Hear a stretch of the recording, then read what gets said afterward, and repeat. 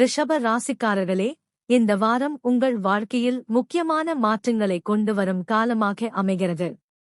வாரத்தின் ஆரம்பத்தில் சூரியன், புதன் மற்றும் சுக்கிரன் உங்கள் ராசியிலேயே இருப்பதால், இது முதல் வீடாக அமைந்து சுயநம்பிக்கை அதிகரிக்கும் நிலையையும், அதே நேரத்தில் சில மன அழுத்தங்களையும் தரக்கூடும்.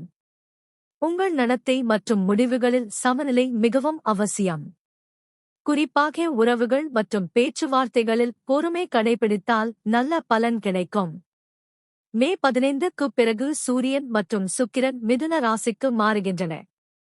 இது உங்கள் இரண்டாம் வீடாக அமையுவதால் பண வரவு, குடும்ப ஆதரவு மற்றும் பொருளாதார முன்னேற்றத்திற்கு நல்ல வாய்ப்புகள் உருவாகும். வாரத்தின் பிற்பகுதி உங்கள் வளர்ச்சிக்கான முக்கியமான திருப்பமாக இருக்கும். செவ்வாய் மீன ராசியில் இருப்பதால், அது உங்கள் 11ஆம் வீடாக அமைந்து லாபம், நண்பர்கள் ஆதரவு மற்றும் புதிய முயற்சிகளில் வெற்றி தரும்.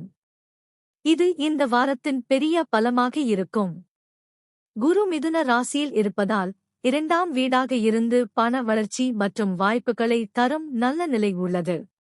புதன் ஆரம்பத்தில் உங்கள் ராசியில் இருப்பதால் சிந்தனை வேகம் இருந்தாலும், சில குழப்பங்களையும் தரக்கூடும் என்பதால் கவனம் அவசியம். சனி மீன ராசியில் இருப்பதால் 11ஆம் வீடாக இருந்து உங்கள் முயற்சிகளுக்கு மெதுவாக ஆனால் உறுதியான பலனை தரும்.